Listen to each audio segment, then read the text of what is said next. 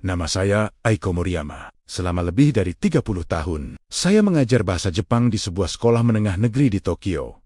Saya telah melihat banyak perubahan kurikulum, metode pengajaran, dan generasi siswa yang silih berganti. Namun, satu hal hampir tidak pernah berubah dalam perjalanan karier saya. Saya belum pernah sekalipun mendapatkan kesempatan studi banding ke luar negeri. Sore itu, aula besar tempat pertemuan rutin Federasi Pekerja Pendidikan Nasional terasa berbeda. Biasanya rapat tahunan berlangsung tenang dan formal.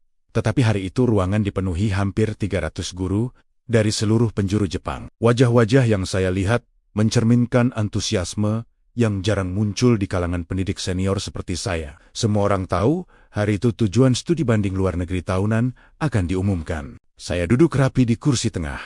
Tangan saya bertaut di pangkuan. Jantung saya berdetak sedikit lebih cepat dari biasanya. Dalam 30 tahun mengajar, saya selalu menempatkan diri sebagai pengamat, bukan peserta, dalam setiap program besar. Namun entah mengapa, kali ini saya diam-diam berharap. Saya membayangkan sekolah-sekolah di Eropa. Atau mungkin Amerika Serikat. Saya membayangkan diskusi akademik yang mendalam dan kunjungan ke institusi pendidikan ternama. Lampu aula perlahan diredupkan. Layar proyektor besar di atas panggung menyala. Keheningan menyelimuti ruangan. Tidak ada yang berbicara. Bahkan suara napas terdengar jelas. Lalu, satu kata besar muncul di layar. Jakarta, Indonesia. Saya mengedipkan mata, memastikan saya tidak salah membaca Indonesia.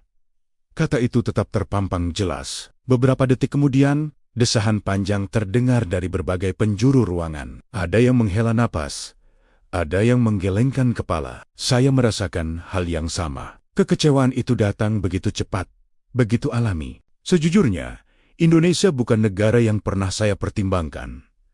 Yang saya ketahui tentangnya sangat terbatas. Makanan seperti rendang, pasar tradisional yang ramai, sinetron yang sering dibicarakan guru-guru muda di sekolah. Tidak lebih dari itu. Dalam benak saya, Indonesia tidak pernah muncul sebagai contoh negara maju dalam pendidikan. Suasana aula yang semula hangat berubah dingin. Beberapa guru di barisan depan saling berbisik. Guru-guru muda terlihat mencoba tersenyum.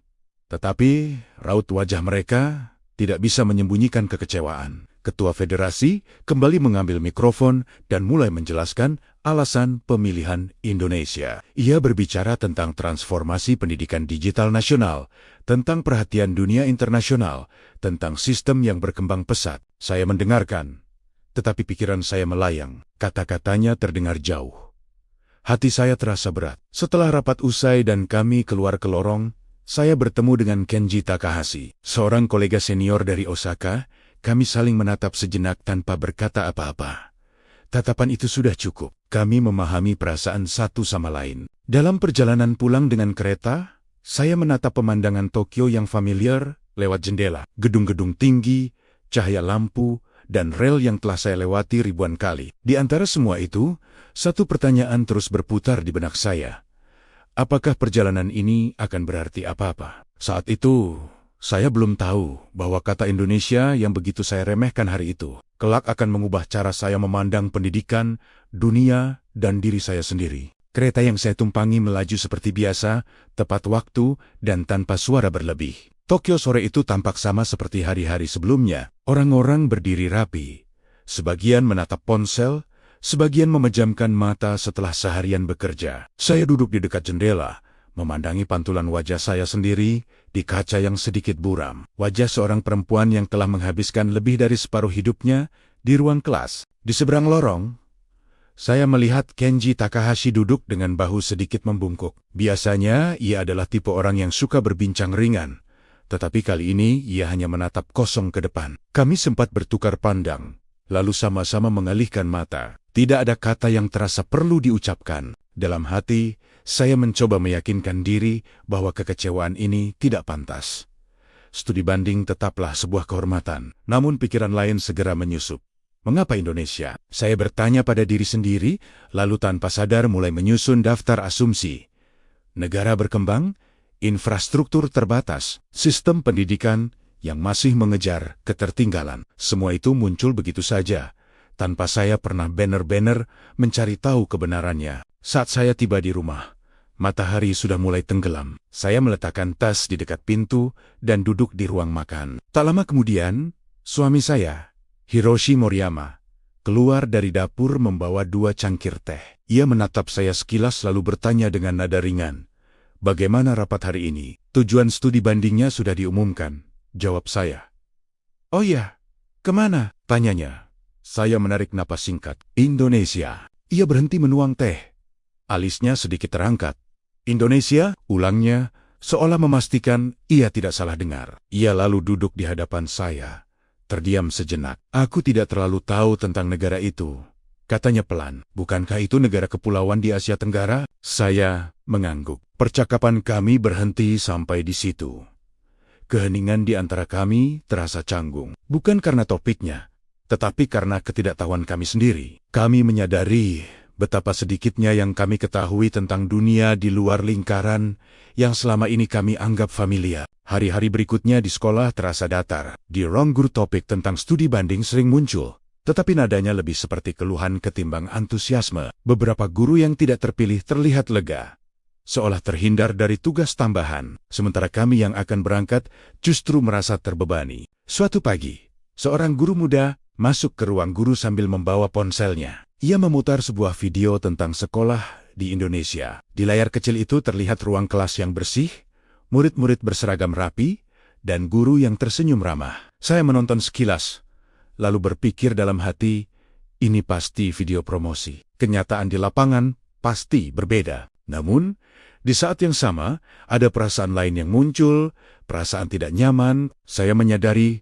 bahwa saya menilai sesuatu yang belum pernah saya lihat secara langsung. Saya, yang selalu mengajarkan kepada murid untuk berpikir kritis dan terbuka, justru terjebak dalam prasangka saya sendiri. Malam sebelum akhir pekan, saya duduk di depan meja kerja, membuka kembali kalender. Tanggal keberangkatan semakin dekat. Beban 30 tahun karier mengajar terasa menekan pundak saya. Saya bertanya dalam hati, apakah perjalanan ini hanya akan menjadi catatan kecil yang terlupakan? Ataukah ada sesuatu yang seharusnya saya pelajari? Saat itu, saya masih belum memiliki jawabannya. Yang saya miliki hanyalah keraguan dan prasangka yang selama ini saya pelihara tanpa pernah saya sadari. 2 minggu sebelum keberangkatan, sebuah amplop tebal tiba di rumah. Di sudut kiri atas tertera logo Kementerian Pendidikan, Kebudayaan, Olahraga, Sains, dan Teknologi. Saya meletakkannya di atas meja makan dan menatapnya beberapa saat sebelum membukanya. Tebalnya amplop itu saja sudah memberi kesan bahwa isinya bukan sekadar jadwal perjalanan. Di dalamnya terdapat berkas pengantar studi banding ke Indonesia. Halaman demi halaman dipenuhi grafik, tabel, dan penjelasan sistem pendidikan. Saya mulai membacanya dengan sikap setengah hati, tetapi semakin lama, saya semakin sulit mengabaikan apa yang tertulis. Disebutkan bahwa hampir seluruh sekolah di Indonesia telah terhubung dengan internet berkecepatan tinggi. Setiap siswa menerima perangkat digital pribadi untuk menunjang pembelajaran. Sistem administrasi sekolah telah terdigitalisasi, mulai dari absensi hingga evaluasi akademik. Ada pula penjelasan tentang pelatihan guru berkelanjutan yang dilakukan secara nasional. Saya berhenti sejenak dan menutup berkas itu. Rasanya terlalu sempurna. Angka-angka dan kebijakan di atas kertas seringkali tidak mencerminkan kenyataan di lapangan. Selama bertahan-tahan mengajar, saya sudah terlalu sering melihat kebijakan ambisius yang gagal diterapkan dengan baik. Saya berkata pada diri sendiri bahwa dokumen ini mungkin hanya gambaran ideal. Namun, malam itu, saya kembali membukanya. Saya membaca lebih pelan, lebih teliti. Ada bagian yang menjelaskan fokus Indonesia pada kesejahteraan guru, pada pengurangan beban administratif, dan pada penciptaan lingkungan belajar yang sehat bagi siswa. Tanpa sadar, saya membandingkannya dengan kondisi di sekolah saya sendiri. Banyak guru di Jepang masih disibukkan oleh pekerjaan klerikal. Waktu untuk mengajar sering tergerus oleh rapat dan laporan. Perasaan tidak nyaman kembali muncul. Bukan karena iri, melainkan karena saya mulai menyadari adanya kemungkinan bahwa penilaian saya selama ini keliru. Beberapa hari kemudian, suasana di ruang guru tetap tidak berubah. Percakapan tentang Indonesia jarang disertai rasa ingin tahu. Kebanyakan hanya membahas hal-hal teknis, cuaca, makanan, dan durasi penerbangan. Tak ada yang benar-benar membicarakan pendidikan, seolah-olah perjalanan ini hanyalah kewajiban administratif yang harus diselesaikan. Malam sebelum keberangkatan, Saya berbaring di tempat tidur dengan lampu dimatikan. Langit-langit kamar terasa begitu dekat.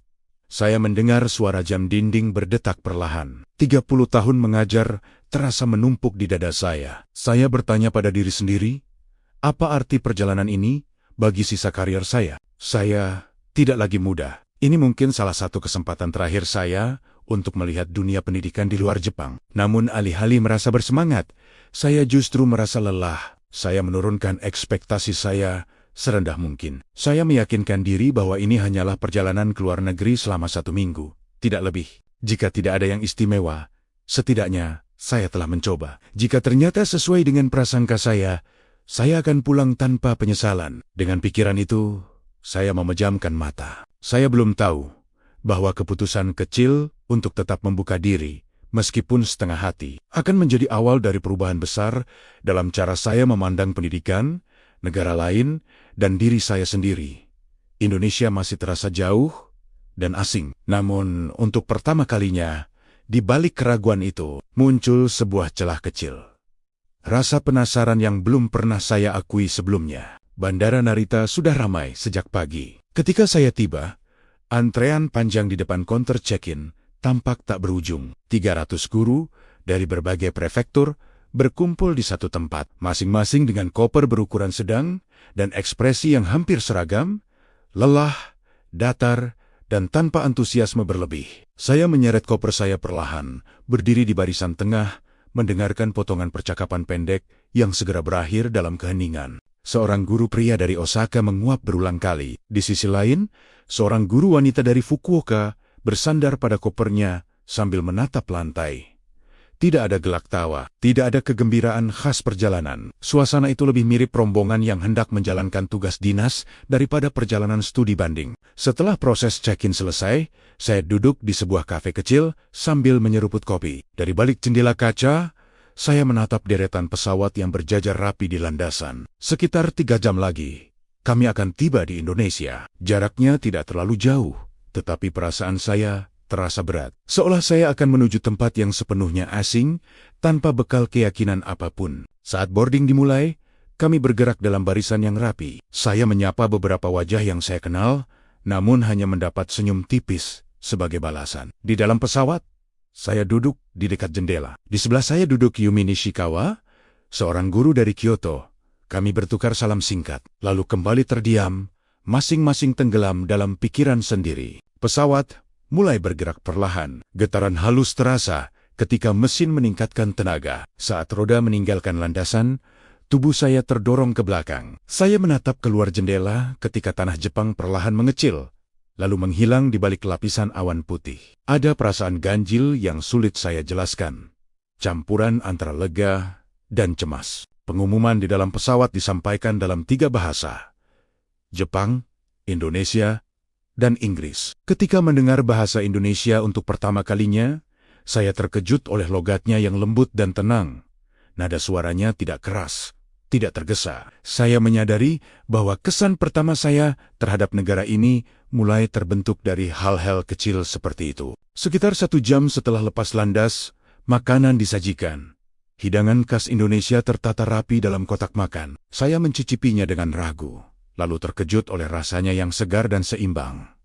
Nasi pulen, bumbu tidak berlebihan. Tanpa sadar, saya menghabiskan semuanya. Saat pesawat mulai menurunkan ketinggian, telinga saya sedikit berdening. Saya menatap keluar jendela, melihat hamparan kota yang luas. Bangunan-bangunan tampak rapat, cahaya matahari memantul dari atap dan jalanan. Ketika roda pesawat menyentuh landasan dengan bunyi berat, jantung saya berdetak lebih cepat. Saya telah tiba di Indonesia. Begitu pintu pesawat dibuka, udara dingin dari dalam terminal menyambut kami. Di sepanjang lorong menuju kedatangan, layar digital besar menampilkan pemandangan alam Indonesia. Langit-langit kaca yang tinggi membiarkan cahaya alami masuk dengan bebas. Saya berhenti sejenak dan mendongak.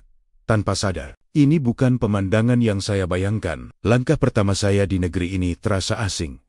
Namun untuk pertama kalinya, keraguan saya mulai bergeser, perlahan tanpa saya sadari. Setelah melewati lorong panjang di bandara, Kami memasuki area imigrasi. Di hadapan kami tidak tampak antrean panjang seperti yang biasa saya bayangkan di bandara internasional. Deretan gerbang otomatis berdiri rapi, masing-masing dilengkapi layar digital dan pemindai wajah. Seorang petugas memberi isyarat agar kami maju. Saya mengikuti instruksinya dengan sedikit ragu. Paspor saya dipindai. Layar menyala, wajah saya muncul dalam bingkai hijau. Dalam hitungan detik, gerbang terbuka dan sebuah pesan, "Selamat datang" muncul. Tidak sampai 30 detik, saya telah melewati pemeriksaan imigrasi. Saya menoleh ke belakang, sedikit terkejut. Proses yang biasanya melelahkan justru berlangsung cepat dan tenang. Setelah keluar dari area bea cukai, pemandangan yang lebih mencengangkan menunggu. Aula kedatangan dipenuhi wisatawan dari berbagai negara. Saya melihat keluarga dari Eropa, pasangan muda dari Asia Tenggara, dan pebisnis dengan setelan rapi dari Timur Tengah. Suasana itu terasa internasional, hidup, dan teratur. Di antara kerumunan, sekelompok petugas berdiri sambil memegang papan besar bertuliskan sambutan dalam bahasa Jepang. Seorang pria berusia sekitar 40 tahun melangkah maju dan membungkuk sopan.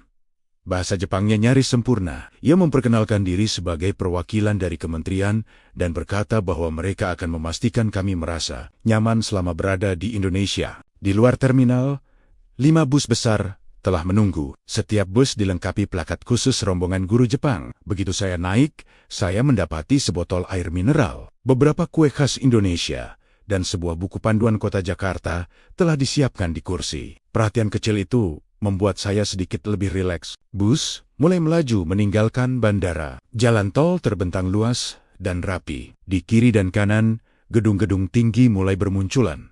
Siluetnya semakin jelas saat matahari tenggelam. Ketika malam tiba, Jakarta berubah menjadi lautan cahaya. Lampu-lampu neon, papan reklame, dan jendela gedung pencakar langit berkilauan seperti adegan dalam film. Saya menempelkan dahi ke kaca jendela, mengamati setiap detail.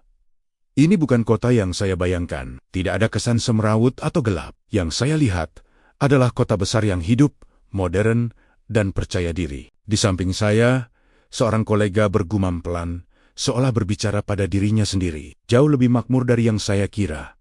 Saya tidak menjawab, tetapi dalam hati saya setuju. Perasaan yang sama muncul, disertai rasa tidak nyaman karena menyadari betapa kelirunya asumsi saya. Sekitar 1 jam kemudian, bus berhenti di depan sebuah hotel berbintang di pusat kota. Begitu saya melangkah masuk, saya tertegun. Lampu kristal besar menggantung di lenggit-lenggit tinggi lantai marmer, memantulkan cahaya hangat.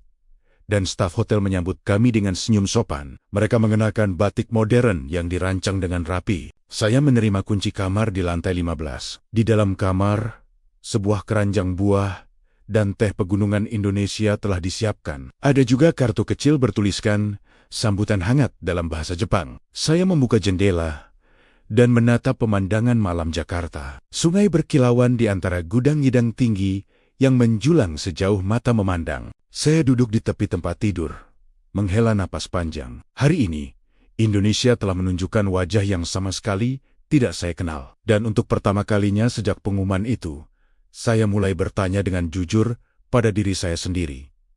Mungkinkah saya selama ini salah menilai? Keesokan paginya, kami berkumpul di lobi hotel setelah sarapan. Wajah-wajah yang kemarin tampak datar kini sedikit lebih segar. Meski belum menunjukkan antusiasme yang jelas, bus kembali membawa kami menyusuri jalanan Jakarta yang mulai ramai oleh aktivitas pagi. Dari balik jendela, saya melihat orang-orang berangkat bekerja, siswa berseragam berjalan berkelompok, dan deretan bangunan yang tertata rapi. Kota ini terasa hidup, bergerak dengan ritmenya sendiri. Tak lama kemudian, bus berhenti di depan gerbang sebuah sekolah menengah di Jakarta. Bangunannya berdiri tegak, 3 lantai, dengan desain modern dan bersih. Tidak berlebihan, tetapi jelas dirancang dengan perencanaan matang. Kepala sekolah dan wakilnya sudah menunggu di depan. Keduanya mengenakan setelan rapi dan menyambut kami dengan senyum hangat. Ketika kepala sekolah mulai berbicara dalam bahasa Jepang yang fasih saja terkehut, ia menyebutkan pernah tinggal di Jepang sebagai guru pertukaran. Ucapannya tenang, pilihan katanya tepat. Kami diajak ke ruang kepala sekolah terlebih dahulu. Teh hangat disajikan. Suasananya formal, tetapi tidak kaku. Setelah perkenalan singkat, tur sekolah pun dimulai. Ruang kelas pertama yang kami masuki langsung membuat saya berhenti melangkah. Di bagian depan, terpasang papan tulis elektronik interaktif berukuran besar. Di setiap meja siswa, sebuah tablet tersusun rapi. Ketika guru kelas mengirimkan materi dari perangkatnya, layar tablet para siswa menyala serempak. Saya memperhatikan wajah-wajah siswa yang fokus, mencatat dengan gerakan jari yang luas. Tidak ada buku teks kertas yang berserakan. Semuanya digital, tertata, dan berjalan alami. Di langit-langit kelas, monitor kecil menampilkan informasi lingkungan secara real-time, suhu ruangan, kelembaban, hingga kualitas udara. Kepala sekolah menjelaskan bahwa jika kadar karbon dioksida meningkat, sistem ventilasi akan menyala otomatis. Saya mengangguk pelan, mencoba mencerna apa yang saya lihat. Ini bukan sekadar teknologi. Ini adalah perhatian terhadap kesehatan dan kenyamanan siswa. Kami melanjutkan ke laboratorium sains. Setiap siswa memiliki mikroskop sendiri dan loker pribadi untuk peralatan eksperimen. Tidak ada kesan berebut atau kekurangan. Semua tampak terencana. Namun yang paling mengejutkan saya justru adalah kantin sekolah. Dapurnya berdinding kaca transparan. Seluruh proses memasak dapat dilihat dengan jelas. Para juru masak mengenakan seragam bersih, masker, dan sarung tangan. Seorang ahli gizi menjelaskan bahwa setiap bahan makanan memiliki riwayat rantai pasokan yang terdokumentasi. Informasi alergis setiap siswa tersimpan di sistem. Makanan dapat disesuaikan secara individual. Saya terdiam cukup lama di sana. Perhentian terakhir adalah ruang guru. Di setiap meja terpasang 2 monitor komputer besar. Semua administrasi, absensi, nilai, catatan konsultasi orang tua dilakukan secara digital. Hampir tidak ada kertas. Kepala sekolah berkata pelan, "Kami ingin guru fokus mengajar, bukan tenggelam dalam pekerjaan administratif." Kalimat itu terasa sederhana, tetapi tepat sasaran. Saat kami keluar dari sekolah, saya bertukar pandang dengan kolega-kolega lain. Tidak ada yang berbicara, tetapi saya tahu kami memikirkan hal yang sama. Selama ini, saya menganggap Jepang berada di depan. Namun hari itu, saya menyadari sesuatu yang sulit saya bantah. Indonesia tidak sedang mengejar ketertinggalan. Indonesia sedang berjalan di jalurnya sendiri dan mungkin beberapa langkah di depan. Sore hari itu, kami mengikuti kegiatan pertukaran dengan para guru Indonesia di sebuah aula sekolah yang luas. Meja-meja bundar telah disusun rapi. Setiap meja diisi oleh beberapa guru dari Jepang dan Indonesia agar percakapan dapat berlangsung lebih intim. Saya duduk bersama 3 guru dari Jakarta dan seorang guru dari Bandung. Usia mereka berkisar antara awal 30-an hingga awal 40-an, jauh lebih muda dibandingkan saya. Percakapan dimulai dengan sapaan ringan. Tidak ada kesan formal yang kaku. Salah seorang dari mereka, Bapak Arif Pratama, membuka pembicaraan dengan senyum sopan. Ia mengatakan bahwa ia sangat mengagumi sistem pendidikan Jepang, terutama cara kami menanamkan disiplin sejak dini kepada siswa. Nada bicaranya rendah hati.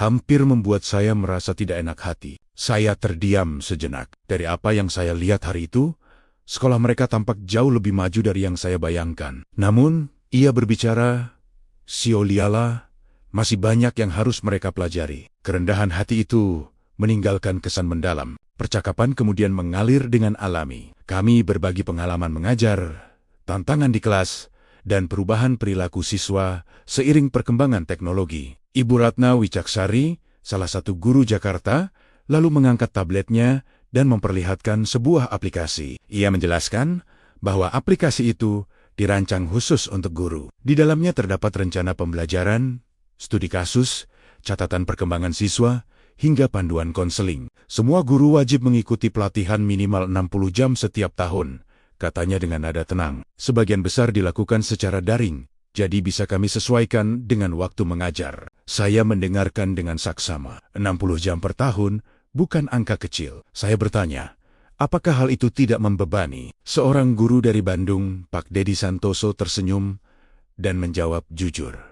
Awalnya memang terasa berat, katanya. Namun setelah dijalani, pelatihan itu justru membantu mereka mengajar dengan lebih percaya diri dan relevan. Ia bercerita bagaimana siswa menjadi lebih antusias ketika alat digital digunakan secara tepat. Mereka juga membahas komunikasi dengan orang tua yang sebagian besar dilakukan melalui aplikasi. Orang tua dapat memantau perkembangan anak kapan saja. Transparansi, kata mereka, membangun kepercayaan. Saya mulai memahami sesuatu yang sebelumnya luput dari perhatian saya. Kemajuan yang saya lihat di sekolah bukanlah hasil kerja individu semata. Di baliknya ada sistem yang dirancang untuk mendukung guru sebagai manusia, bukan sekadar pelaksana kurikulum. 2 jam berlalu tanpa saya sadari. Percakapan tidak terasa melelahkan, justru menenangkan. Saya merasakan kesungguhan para guru Indonesia, bukan dalam bentuk slogan, tetapi dalam praktik sehari-hari. Mereka tidak berbicara tentang pencapaian besar, melainkan tentang bagaimana membuat siswa merasa aman,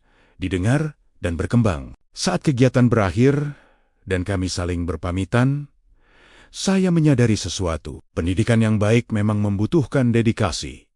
Namun dedikasi saja tidak cukup. Ia memerlukan sistem yang memahami keterbatasan manusia dan berusaha menopangnya. Malam itu, ketika kembali ke hotel, pikiran saya penuh. Saya tidak hanya membawa catatan tentang sekolah atau teknologi, tetapi juga pemahaman baru tentang makna dukungan dalam dunia pendidikan. Dan tanpa saya sadari, kekaguman saya terhadap Indonesia tidak lagi sebatas fasilitas yang saya lihat, melainkan pada cara mereka memanusiakan para pendidik. Malam itu, setelah kembali ke hotel, saya mencoba beristirahat seperti biasa. Saya mandi, berganti pakaian, lalu berbaring di tempat tidur. Namun meskipun tubuh saya lelah, pikiran saya justru semakin terjaga. Pemandangan sekolah, percakapan dengan para guru, dan kata-kata sederhana yang terus terngiang di kepala saya membuat mata ini sulit terpejam. Saya menoleh ke arah jendela. Dari lantai 15, lampu-lampu Jakarta terlihat masih menyala terang. Jalanan di bawah tidak sepenuhnya sunyi. Ada kendaraan yang melintas,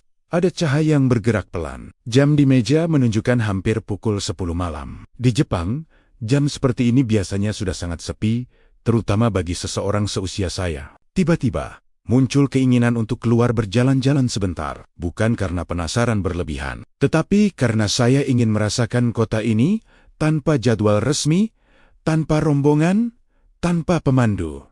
Namun keraguan segera muncul. Saya berada di negara asing, sendirian, di malam hari. Apakah aman? Saya duduk dan menimbang-nimbang beberapa menit, lalu akhirnya memutuskan menelepon meja depan. Saya menanyakan dengan hati-hati, apakah aman berjalan di sekitar hotel pada malam hari? Petugas menjawab dengan suara ceria dan yakin, mengatakan bahwa area tersebut sangat aman dan masih banyak orang beraktivitas. Ada juga toko swalayan yang buka 24 jam, katanya. Setelah menutup telepon, saya tersenyum kecil pada diri sendiri. Saya berganti pakaian yang lebih santai dan turun ke lobi. Petugas hotel menyapa saya dengan sopan dan mengucapkan selamat malam. Seolah keluar bergelenjelan pada jam tersebut adalah hal yang biasa. Begitu melangkah keluar, saya merasakan udara malam Jakarta. Lampu jalan menerangi trotoar yang bersih dan lebar. Di beberapa titik, terdapat taman kecil dengan bangku dan pepohonan. Yang paling mengejutkan saya adalah suasananya. Tidak terasa tegang, tidak terasa mengancam, justru terasa hidup. Saya berjalan perlahan, memperhatikan sekitar. Tak jauh dari hotel, saya melihat seorang wanita mengenakan pakaian olahraga, sedang berlari santai dengan earphone di telinganya. Ia sendirian, tampak tenang. Pemandangan itu membuat saya berhenti sejenak. Di Jepang, jarang sekali melihat perempuan berlari sendirian pada jam seperti ini tanpa rasa cemas. Beberapa langkah kemudian, saya melihat pasangan muda mendorong kereta bayi. Bayi itu tertidur dengan damai. Mereka berjalan santai, sesekali saling berbicara pelan. Tidak ada gestur tergesa atau waspada berlebihan. Saya memperhatikan mereka cukup lama, mencoba memahami apa yang saya lihat. Kota ini terasa aman dengan caranya sendiri. Sekitar 15 menit berjalan, saya menemukan sebuah toko swalayan yang terang benderang. Tulisan buka 24 jam terpasang jelas. Saya masuk. Seorang pegawai muda menyapa dengan ramah. Rak-rak tertata rapi. Pilihan makanan siap saji sangat beragam. Saya membeli nasi campur dan sekotak susu, lalu duduk di meja kecil di depan toko. Saya mencicipinya perlahan. Rasanya hangat dan lezat.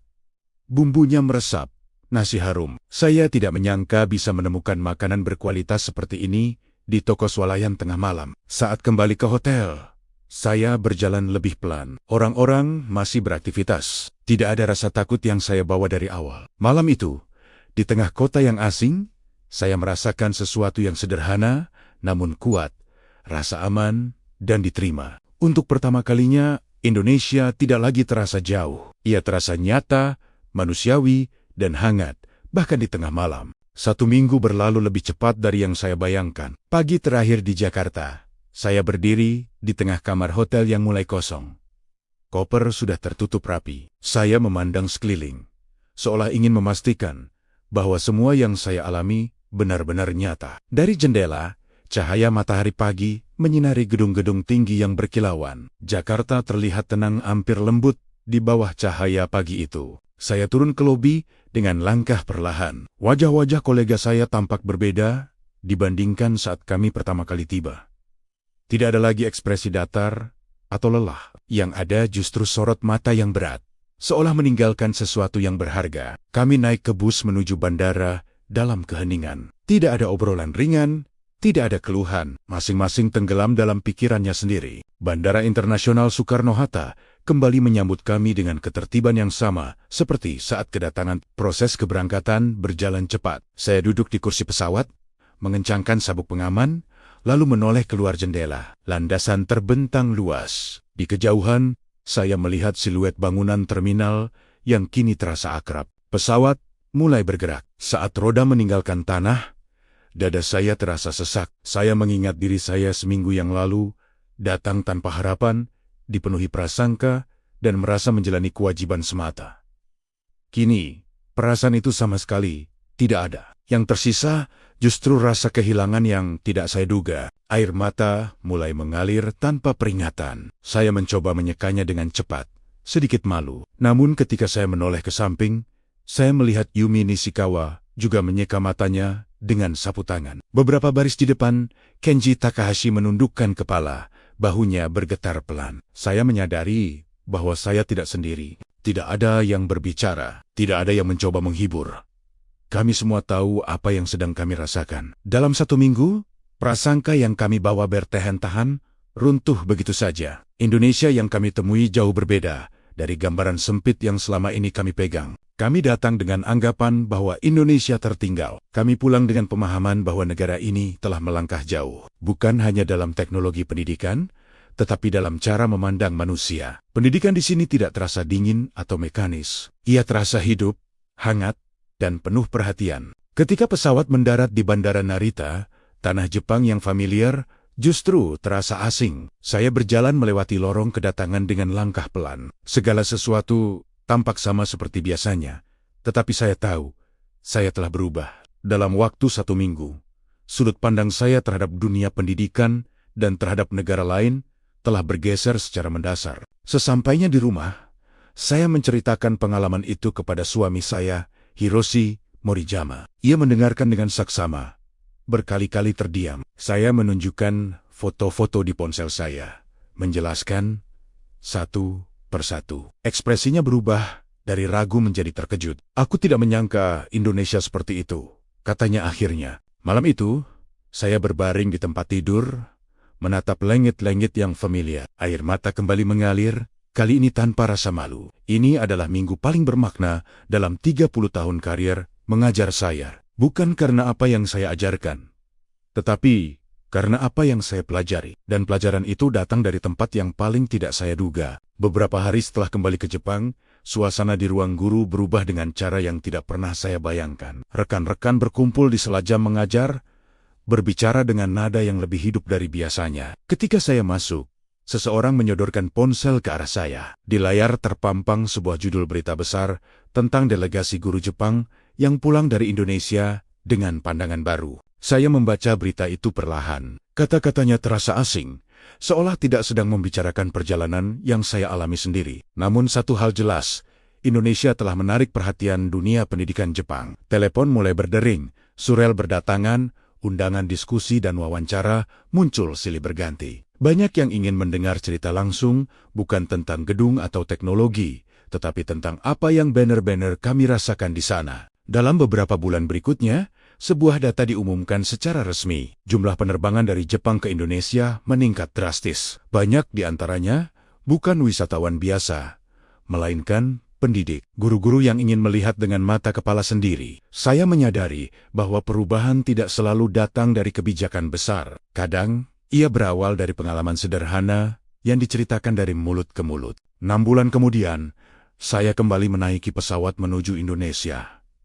Kali ini, saya tidak sendiri. Hiroshi Moriyama, suami saya, duduk di sebelah saya.